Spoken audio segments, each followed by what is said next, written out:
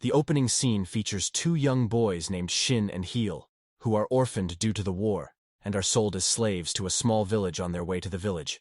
They witness a heroic entry of one of the great generals named Uki, who is leading thousands of troops behind him. The boys are clearly captivated by the immense power he possesses upon reaching the village. An elderly man assigns the boys to labor tasks and provides them with only a modest stable for rest. Despite the harsh circumstances, they don't make any complaints and support each other in their work. As time goes by, their bond deepens, evolving into a profound friendship.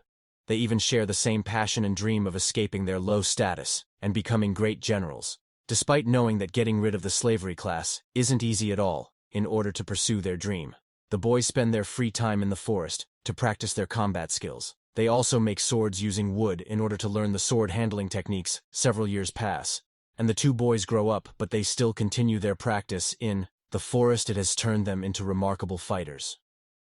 One day during their training session, General Chang Wanjun spots them. He seems to be impressed by Hugh's swordsmanship and thinks of a plan later that day. Upon returning home after gathering wood from the forest, the boys discover that General Chang is waiting for them. It turns out that his purpose of visiting the village is to search for a great soldier who can serve the king. Qin Jiang, surprisingly, he has already picked the soldier, and it is none other than Hugh. The latter is taken aback by this sudden development, and he wonders if it is the right time to depart. However, Shin, who is really happy for his best friend, encourages him to achieve his dream. He also promises that he will work harder and soon catch up to Heel.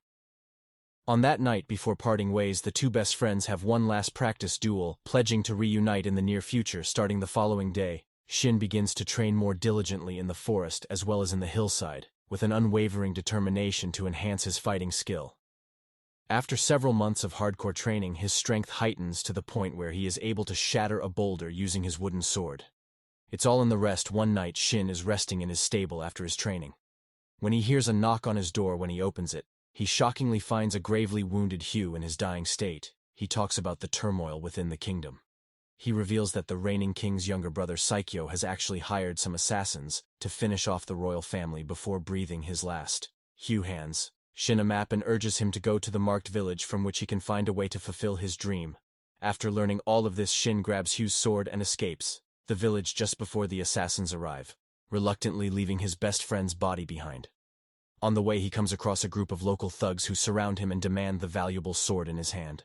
Shin tells them to clear the way, as he doesn't want to get into an unnecessary fight. But when the thugs don't comply, he, with the help of his long, intensive training, easily takes down every one of them. After running for several miles, Shin finally arrives at his destination, a small hut. Once inside, he is shocked to discover an individual bearing an uncanny resemblance to Heel. This leaves Shin perplexed, as he is unable to comprehend what is happening.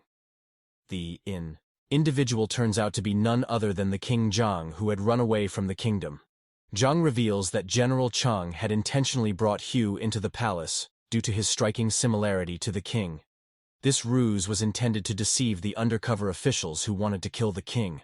Unfortunately, he was sacrificed for the cause. Meanwhile, back in the village, the assassins led by General Saji find the lifeless body of Hugh. It only takes moments for the astute general to deduce the truth. The deceased individual is a decoy while the true king is still alive. As a result, he issues orders to locate the king, dead or alive, as soon as possible. On the other hand, Shin is very furious at King Zhang after learning that his best friend died in his place and didn't even hide the body, which made the whole plan useless. But before he can exact his rage on him, they are suddenly attacked by an assassin sent by Prince Psycho. Knowing that the assassins are the ones who killed Hugh, Shin becomes even angrier and starts fighting with the enemy. Eventually, using his superior skills, he manages to kill the assassin. After this, he gets back to King Zhang and demands why he had to kill his best friend. In response, Zhang reveals that he bravely agreed to sacrifice his life in order to save the kingdom despite knowing about the potential danger. Furthermore, Zhang also claims that he had to stay alive to prevent his younger brother from capturing the kingdom. If all the powers fell into Psycho's hand, he would take no time to destroy the entire kingdom. King Zhang then asks Shin to unite forces and assist him in reclaiming the throne, saying it is the best way to honor Hugh's sacrifice. In the next scene, we see Prince Saikiao, who is very angry to hear the news that his brother is still alive. His anger also extends to General Chong, who hired a decoy to save Zhang's life as a result. Prince Psycho orders the capture of both Chong and Zhang, demanding their heads as trophies amid their discussions. The formidable General Uki shows up in the palace and presents the severed head, claiming that it belongs to Chang. Impressed by this, the prince appoints him as the kingdom's new general, charging him with the mission of apprehending Zhang elsewhere. Zhang and Xin are walking through the forest when they are soon accompanied by a mountain tribe, kid named Helia Odiao. Together, the trio makes their way through the mountain path as they reach the bamboo forest. They are attacked by another assassin who uses poisoned darts and an axe as his weapons. Xin grabs his sword and bravely engages in a fierce battle against the adversary after an immense fight. He manages to slash the enemy's head with his sword, but one of the poisoned darts seems to have hit his body, rendering him unconscious. Following this, Zhang and Helio take him to an abandoned resort to help him recuperate a while later. Xin regains his consciousness and has a brief conversation with Zhang. Before long, a group of soldiers arrive at the resort, led by none other than General Chang, who is previously assumed to have been killed here. It is revealed that the Haruki presented to Prince Psycho was just a trick. Zhang, who is still loyal towards the king, collaborates with him to devise a strategy for reclaiming the throne from Prince Psycho's grasp. However, Zhang is hesitant to go into battle, as his men are severely outnumbered by Psycho's army of 80,000 troops. Hearing this, Chang suggests seeking help from the Mountain Tribe, a former ally of the Zhang royal family that had been betrayed centuries ago. Chang points out that they can form a larger army alliance if the tribe agrees. This convinces Zhang, so all of them head towards the mountain tribal area. After a long and treacherous walk, they all arrive at the borderlands of the mountain tribe's territory. But before they can enter the place, they are captured by the soldiers of Mountain Tribe and brought forth to their chieftain named Yutanwa. Zhang extends apologies on behalf of their ancestors and implores the tribe's assistance in reclaiming his kingdom. The chieftain initially rejects the plea, citing the significant losses endured by the tribe due to the actions of Zhang's kingdom. In the past, however, the king remains undeterred, and he explains the consequences if his brother claims the throne. Hearing all of this, Yutanwa is impressed by Zhang's dedication towards his kingdom, so she announces that the mountain tribe will be affiliated with the Zhang royalty. Once again, having secured this alliance, King Zhang shares his plan to attack the royal forces from various directions. The next day, Zhang and his troops disguise themselves as members of the mountain tribe and advance towards the royal palace. When they reach it, Yutanwa engages Prince Psycho's advisor, proposing an alliance with the prince. The advisor relays this information to Prince Psycho, and after a brief discussion they agree to establish the alliance. However, only 50 of the mountain tribes are allowed for now. In order to carry out the further discussion in the next scene, the group of 50, the kingdom, and soon launches their attack on the enemies adhering to the devised plan. Zhang divides his forces into two factions, one group led by Xin and Chang, while the second group led by Yutanwa and himself. Xin's group uses the underground passageway to reach the throne room, while Zhang's group uses the main route. Although the evil prince has thousands of men at his disposal, they are of no match against the skilled king and the mountain tribes. On the other hand, Xin's group is intercepted by General Saji, who dispatches a giant executioner against them. Although the group initially struggles to overpower the giant, Xin eventually manages to kill him with the united group effort.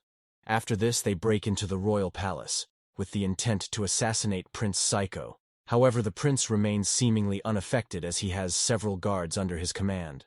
Psycho summons one of his most potent generals, Saji, to eliminate the intruders. The latter gets to work and easily overpowers a portion of the mountain tribe's soldiers. Amidst this confrontation, Xin is challenged to a one-on-one duel against Saji, which he accepts without hesitation. A fierce sword fight that ensues between the two, with both of them showcasing their exceptional fighting skills over time.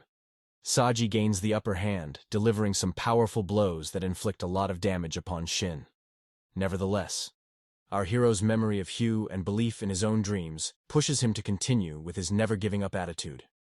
He finally manages to stop Saji to death after witnessing the losing battle. Psycho's council attempts to flee, but Helia stops him and gouges out his eye with a dart in retaliation.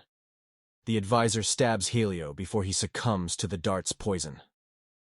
Fortunately, Helio is safe thanks to her strong armor. Taking advantage of this distraction, Psycho attempts to flee. But when he reaches outside, he is confronted by his brother and the entire mountain tribe. Army Zhang, with a single mighty blow of the sword, swiftly overpowers Psycho and then subjects him to a series of punches as punishment. But despite everything that has happened, he ultimately chooses to spare his brother's life a short while later. General Uki, along with his forces, shows up in the courtyard and questions Zhang about the reason why he fought this intense battle. In reply, Zhang explains that he could not permit the abuse of royal authority by any traitor, so he further inquires what he will do as king and warns that he will behead him if he does not provide a satisfactory answer. Zhang shares his determination to unite China under the Warring States era, even if it requires using force to secure peace in the future. The answer, please. Izuki, and he forms an alliance with Zhang.